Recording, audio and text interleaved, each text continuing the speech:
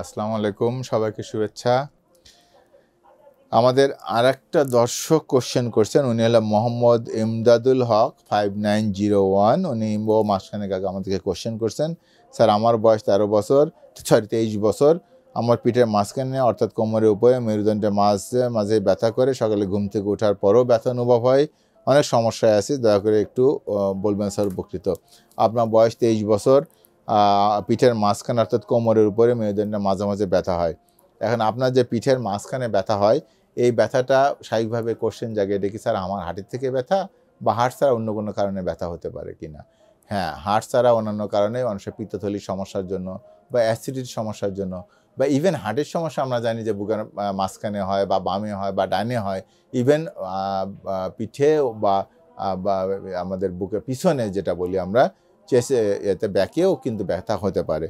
এখন এগুলো থেকে ব্যথা হচ্ছে কিনা এটা আমরা আসলে কিছু সুনির্দিষ্ট পরীক্ষা নিরীক্ষা করে কনফার্ম হই যে আমাদের কি কারণে আমরা ব্যথা হচ্ছে।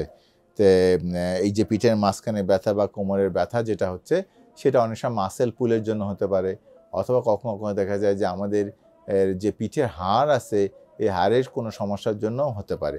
বা আমরা বললাম যে কিছু অর্গান যেমন পিত্তথলি অথবা আমাদের অ্যাসিডিটি অথবা প্যানক্রিয়াস বা অগ্ন্যাশয় নামে একটা আছে, অর্গান আছে, সেখানে সমস্যার জন্য বা ইভেন হার্টের সমস্যার জন্য হতে পারে, বা পিত্তথলি পাথর হলেও কিন্তু এরকম ব্যথা পিছনের দিকে যেতে পারে।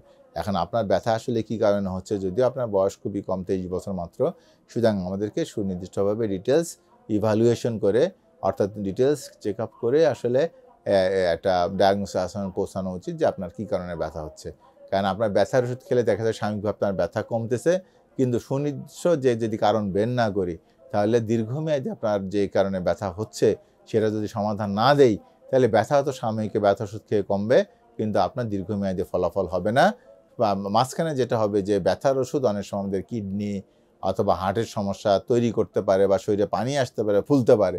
সুতরাং এই যে সমস্যাগুলো তৈরি হবে দীর্ঘমেয়াদী ব্যথার ওষুধ খাওয়ার কারণে, বরং একটা জটিলতা তৈরি হতে পারে। সেই জন্য যদি আমরা কারণ যেটা আছে, যে কারণে ব্যথা হচ্ছে, এই কারণটা নির্ণয় করলে, সেভাবে ওষুধ দিলে বা সেই কারণটা দূর করলে আমার মনে হয় যে আপনি ভালো থাকবেন। ধন্যবাদ আপনাকে, মোহাম্মদ ইমদাদুল হক সাহেব।